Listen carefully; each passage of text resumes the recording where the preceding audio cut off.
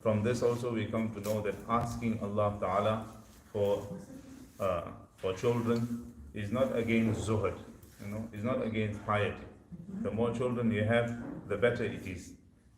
Umar radiallahu anhu used to say in his old age that I desire that Allah Ta'ala give me one more child so that through me Allah Ta'ala can bring one more mu'min and one more believer upon earth, and one more person that can recite the name of Allah subhanahu wa ta'ala.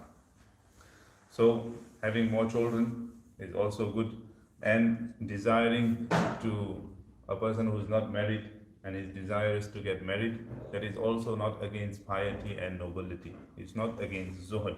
Rather, Allah Ta'ala makes mention as His favor upon وَمِنْ آيَاتِهِ أَنْ خَلَقَ لَكُم مِّنْ أَنفُسِكُمْ أَزْوَاجًا. It is from the signs of Allah Ta'ala that He's created from amongst you spouses. He's created from amongst you pairs, which Allah Ta'ala has made it mention as a favor upon. So if Allah Ta'ala has made mention of a favor, and a person is desirous to get married, or a person is attracted to his own spouse, obviously no one else, then it is not against zuhd, it is not against nobility. It is not against impiety. The Prophet ﷺ, when he was asked that who is the most beloved to you, what did he say? Aisha radiallahu anha.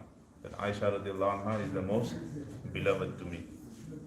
So يَرِثُنِي وَيَرِثُ مِنْ آلِ يَعْقُوبَ وَجَعَلْهُ رَبِّ رَضِيًّا.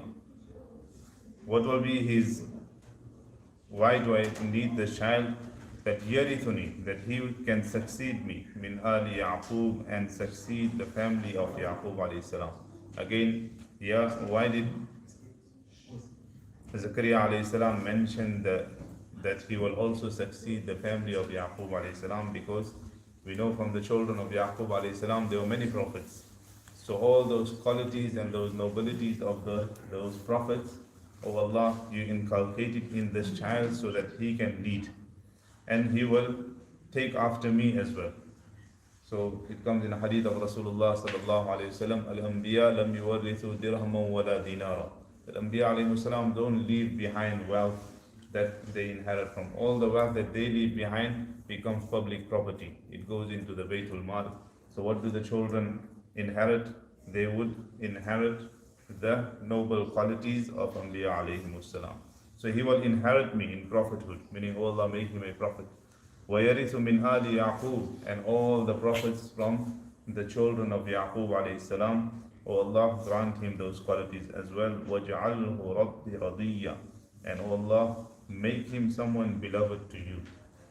This is a dua which we as parents sometimes we don't make. Oh Allah, make the child the coolness of my eyes. Make the child a better businessman. Make a child good and healthy. So we're asking everything else, but we're not asking that, oh Allah, make this child beloved to you. Oh Allah, make this child someone who you like.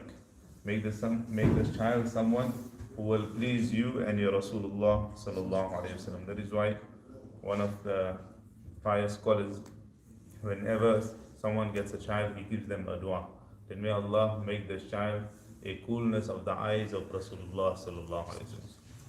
So obviously the coolness of the eyes of parents as well, but the coolness of the eyes of Rasulullah sallallahu alaihi wasallam, it covers everything, because we don't know what the parents want. Sometimes the parents want, the child mustn't come to the masjid and carry on doing business. Sometimes the parents want something else. So from a young age, we want everything for the child, and then when the child becomes older and now we see that he's going on the wrong track, then we realize that now we need to make the dua for piety for him.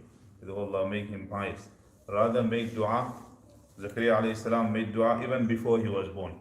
That Allah, I want such a child that will be beloved to you, and he will be loving to you.